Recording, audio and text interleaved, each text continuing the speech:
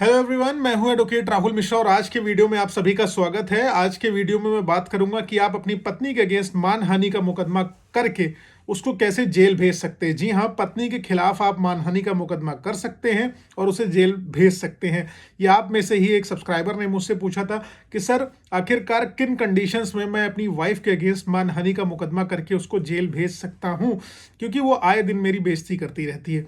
हम लोग आज यही डिस्कशन करेंगे, लेकिन उससे पहले हर बार की तरह मेरी आपसे रिक्वेस्ट है कि अगर आप लोग चैनल पर नए हैं या पहली बार आ रहे हैं या अभी तक आप लोगों ने इसे सब्सक्राइब नहीं किया तो प्लीज़ सब्सक्राइब करिएगा।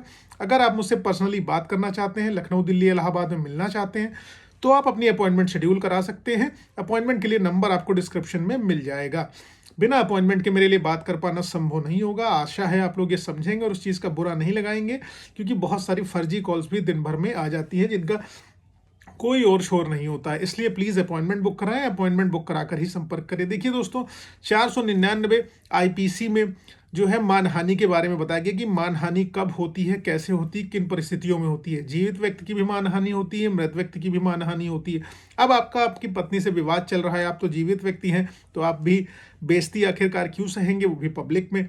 अगर मानहानि आपकी तभी होएगी जब वो पब्लिक प्लेटफॉर्म पे की गई हो या पब्लिक में की गई हो या किसी से कही गई हो। मानहानि आपकी डिजिटल तरीके से भी की जा सकती है, वर्चुअल तरीके से भी की जा सकती है, फिजिकल तरीके से भी की जा सकती है। आप कोई पेपर में लेख लिख दें, उसके माध्यम से हो सकती है। आप टीवी मीडिया पर कुछ इंटरव्यू दे दें, यूट्यूब पर कुछ डाल दें, या आप जो है कहीं जाकर कोई भी वार्तालाप स्थापित कर लें, फैमिली के व्हाट्सएप ग्रुप में कुछ डाल दें जिससे आपके पति के अलावा बाकी सारे लोग पढ़ लें, या आप कोई मेडिकल इश्यूज़ को लेके, कुछ हेल्थ इश्यूज़ को लेके कुछ भी XYZ तरीके से लिख दें, तो उससे अगले बंदे की बेइज्जती हो जाएगी। तो अब आप आखिरकार ये पत्नी की कंडीशन में कैसे होगा। देखिए, 499 आईपीसी में मानहानि बताया गया है, 500 में इसकी पनिशमेंट के बारे में बताया गया। जब आखिरकार पत्नी, अब पहला प्रश्न आपका कि पत्नी आखिरकार मानहानि का केस पत्नी पर कैसे होगा और कब होगा। देखिए, जब आप और आपकी पत्नी एक ही छत के नीचे रह रहे हैं, लड़ाई झगड़ा कर रहे हैं, तो वो उस कंडीशन में मानहानि नहीं होगी। यानी कि जब कोई और आपके अलावा, आप दोनों के अलावा थर्ड पर्सन नहीं जान रहा है कि आप दोनों लड़ाई झगड़ा कर रहे हैं, आपके बीच में मारपीट हो रही है, वार्तालाप हो रही है, या कुछ भी XYZ एक्टिविटी हो रही है, जब तक कोई दूसरा बंदा, बाहर का बंदा उस चीज़ को नहीं जान रहा है, तब तक वो मानहानि होना नहीं कहा जाएगा। लेकिन जब यही बात बाहर होने लगती है, यानी कि आपकी पत्नी यही लड़ाई झगड़ा, मारपीट, गाली गलौज बाहर करने लगती हैं, तब वहाँ पर आपकी इंसल्ट होती है पब्लिक में। वो बाहर जो करने लगी, उसकी वजह से आपकी बेइज्जती होगी, समाज में आप कहीं पर भी खड़े नहीं हो पाएंगे, लोग क्वेश्चन आपके ऊपर रेस करेंगे, देखो इसकी पत्नी से गालियां देती है, मारती पीटती है।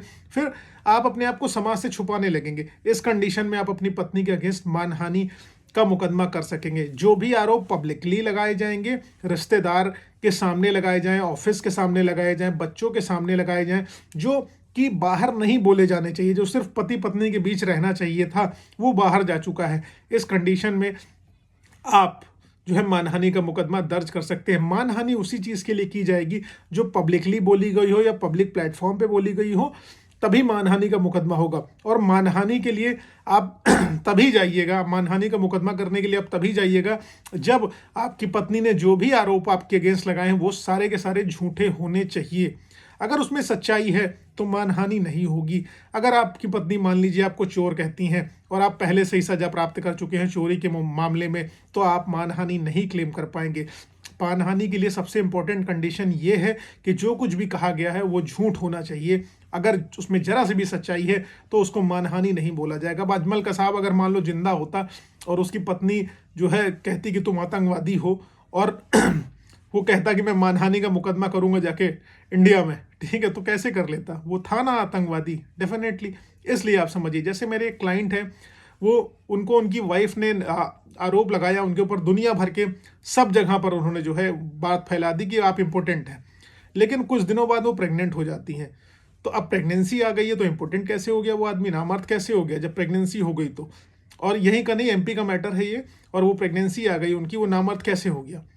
इसी आधार पर पति जो है वो मानहानि का मुकदमा उनके ऊपर दर्ज कराता है और जीत भी हासिल करता है, क्योंकि वो बात गलत थी। उन्होंने जानबूझ के उसके साथ न रहने के लिए सारी की सारी कंडीशन करी और मेंटेनेंस वगैरह क्लेम करने के लिए। अब मानहानि देखिए रिटर्न फॉर्म में हो सकती है, यानी कि कोई बुक लिखी उसमें उन्होंने डिटेल डाल दी, या कोई आर्टिकल लिखा, या फेसबुक पोस्ट लिखा। पर्सनली अगर उन्होंने आपको कुछ मैसेज किया हुआ है तो नहीं माना जाएगा। लेकिन वही मैटर जो है आपके फैमिली व्हाट्सएप ग्रुप में डाल दिया तो वो मानहानि माना जाएगा कि यहाँ पर उन्होंने आपकी जो है बेइज्जती करी है। अब मान लीजिए लोग कहते हैं कि मेरी वाइफ ने जितने केसेस मेरे ऊपर कर रखे हैं वो सारे के सारे फर्जी हैं। आपकी वाइफ ने आपके ऊपर केस करे हुए, रिटर्न कंप्लेंट दी हुई है, वो आप सब कुछ जान रहे हैं झूठ है, लेकिन क्या आप इस स्टेज पर मानहानि का मुकदमा कर सकते हैं? एज अ हस्बैंड आप नहीं कर सकते। इसलिए नहीं कर सकते हैं क्योंकि अभी अगर आप कोर्ट में जाते हैं उस मैटर को लेके तो कोर्ट आपका पिटीशन अलाउ ही नहीं करेगा और बोलेगा कि ये तो जांच का विषय है, ये ट्रायल चल रहा है, ट्रायल पूरा होने दीजिए। जब ट्रायल आपका पूरा हो जाए, जब आप मुकदमा जीत जाए, उसके बाद ही आप मानहानि का मुकदमा पत्नी के अगेंस्ट कर पाएंगे। अगर उसने कोई रिटर्न कंप्लेंट इस तरह की नहीं दी है तो आप दाखिल कर सकते हैं। लेकिन हाँ, उसने रिटर्न कंप्लेंट में झूठ बोला है तो पहले उसकी जांच होने दीजिए, केस जीतिए। जब आप केस जीत जाएं उसके बाद मानहानि का मुकदमा आप दर्ज कराइए, उसके बाद आपको फायदा उसका मिलने वाला। फिर जितने डैमेजेस आपको उसकी वजह से हुए हैं या जो भी आपका समाज में प्रतिष्ठा का ह्रास हुआ है, वो सारे के सारे डैमेजेस आपकी वाइफ को पे ऑफ करने पड़ेंगे अगर आप केस जीतते हैं मानहानि का तो।